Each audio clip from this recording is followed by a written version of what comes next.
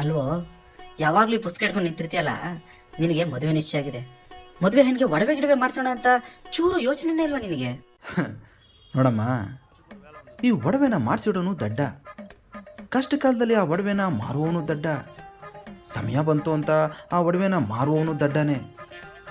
ಈ ಹೆಣ್ಣಿಗೆ ಇಬ್ಬರು ಪ್ರಾಣಪ್ರಿಯರು, ಒಂದು ಗಂಡ ಮತ್ತೊಂದು ಒಡವೆ. ಈ ಗಂಡನನ್ನ ಬೇಡ ಅನ್ನೋ ಹೆಣ್ಮಕ್ಳು ಸಾಕಷ್ಟು ಜನ ಇದ್ದಾರೆ ಈ ಜಗತ್ತಲ್ಲಿ. ಆದರೆ ಒಡವೆನ ಬಡವನ ಮಡದಿಗೆ ಮಕ್ಕಳೇ ಒಡವೆ ಕಣಮ್ಮ. ನನ್ನ ಕರ್ಮ, ಮದುವೆ ಬಗ್ಗೆ ಚೂರು ಚಿಂತೆನೇ ಇಲ್ವೇನೋ ನಿನಗೆ? ಅಮ್ಮ, ಚಿಂತೆ ಅನ್ನೋದು ಉಪ್ಪಿದ್ದಂಗೆ, ಸಂತೋಷ ಅನ್ನೋದು ಸಕ್ಕರೆ ಇದ್ದಂಗೆ.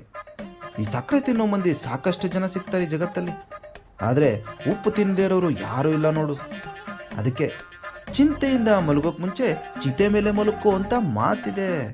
ಅಯ್ಯೋ ಶಿವನೇ, ನನ್ನ ಮಗ ಈಗಲೇ ನನ್ನ ಚಿತೆ ಮೇಲೆ ಮಲ್ಕೊ ಹೋಗ್ತಿದ್ದಾನಲ್ಲಪ್ಪ. ಕರ್ಕೊಳಪ್ಪ, ನಿನ್ನ ಹತ್ರ ಕರ್ಕೊ, ಈಗಲೇ ನನ್ನ ಕರ್ಕೊ.